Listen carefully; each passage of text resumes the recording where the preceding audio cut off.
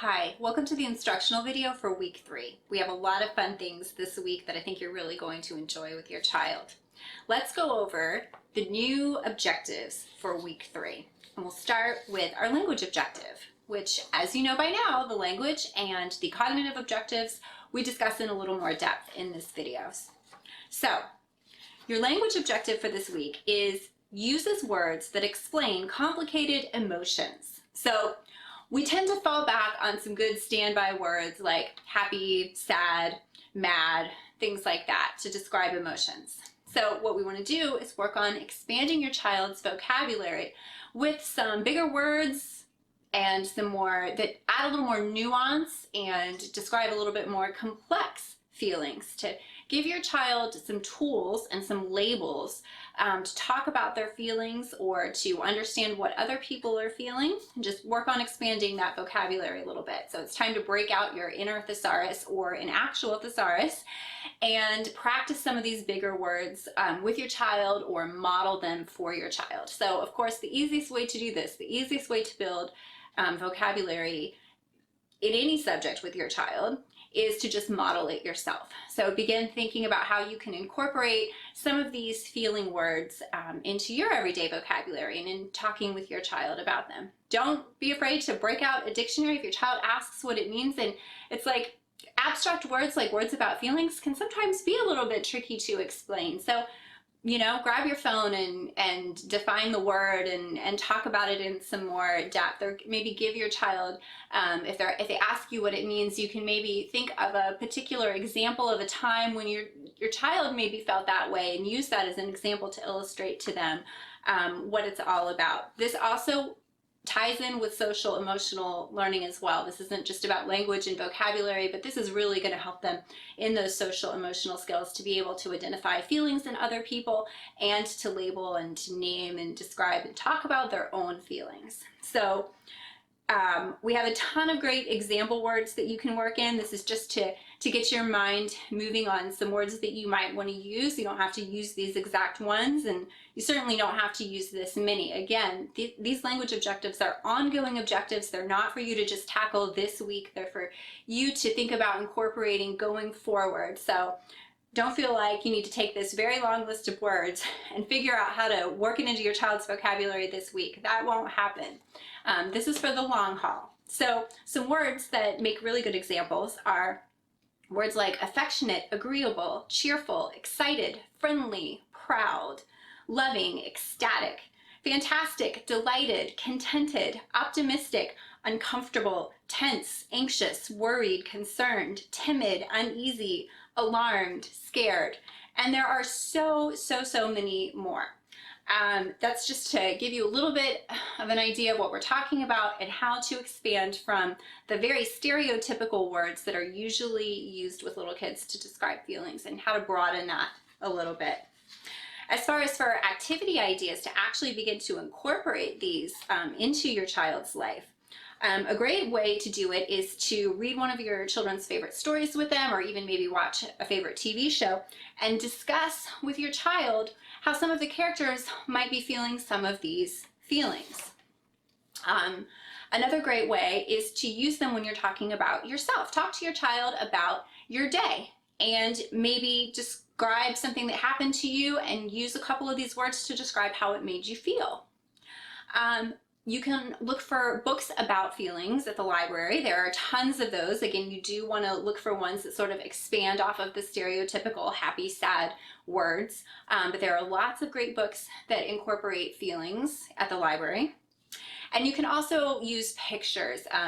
A great way to work on this is to, you can do it in one of two ways. You can either draw pictures of faces and then talk to your child about what words describe how that person looks or how they feel.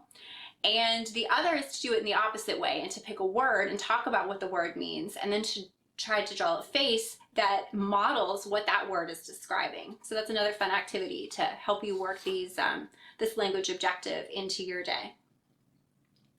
Now let's move on to the cognitive objective for this week. And we've been working with cognitive objectives in the analyze category. We're going to switch to a different category this week, so we're going to talk a little bit about that. It's thinking. So thinking is kind of hard to define. I mean, sort of isn't all cognitive stuff thinking. And it kind of is, but there's a specific definition of what falls into the category of thinking. Thinking skills, also called critical thinking skills, refer to the ability to think clearly and make logical connections between ideas.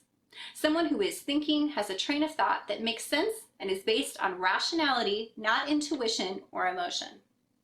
So, the actual objective for this week that falls into that category of thinking is for your child to use simple forms of logic. And one of the simplest ways to do this is to play board games, some video games as well, but board games and card games with your child that incorporate logic, and most of them do. So if you look for age-appropriate board games and card games for your child, they're almost all going to use some simple forms of logical thinking. Some really great, some of my personal favorite examples are Apples to Apples Junior, Sequence for Kids, Checkers, Go Fish, Dinosaur Escape, My First Castle Picnic, or Animal Sudoku. All games like that use simple forms of logic.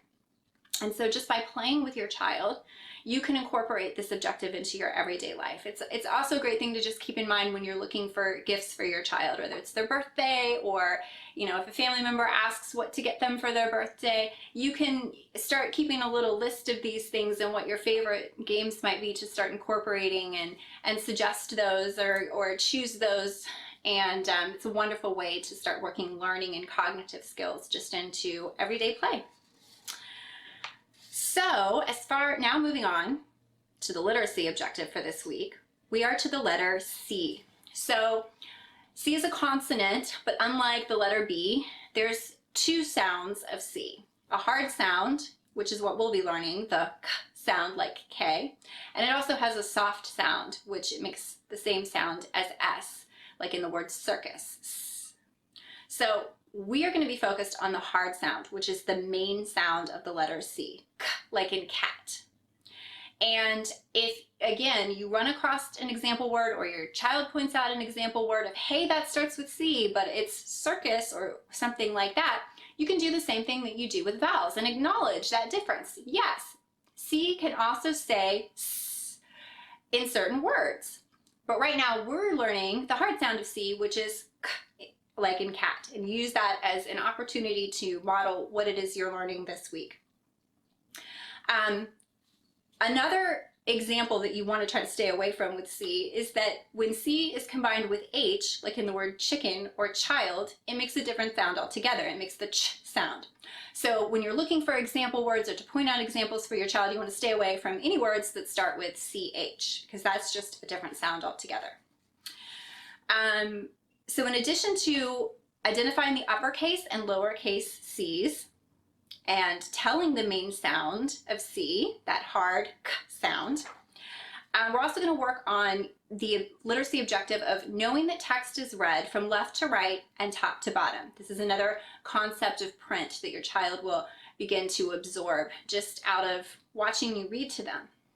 The easiest way to accomplish this objective is to simply read to your child a lot, and when you do, you don't have to do this all of the time. And some children love for their parents to do this and other ones are really annoyed by it, but at least some of the time you want to follow the words that you read with your finger, and that does help to ingrain in your child that words are read from left to right and from the top of the page to the bottom. So again, some children have more of a tolerance for this than others.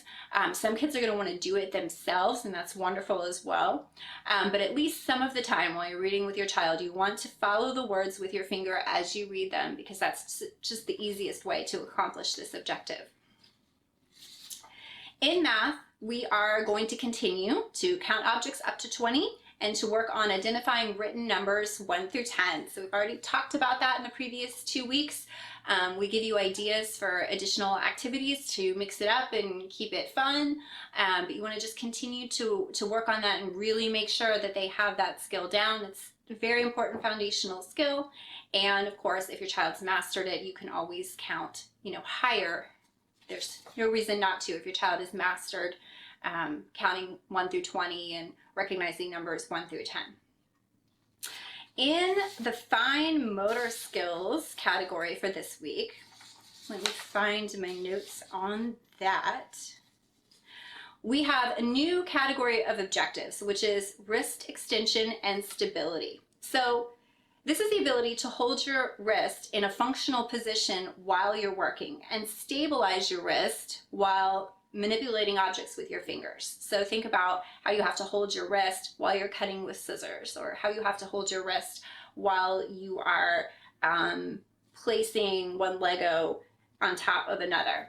So we're going to work on building the wrist stability and the extension of your wrist in preparation for writing skills, which come later.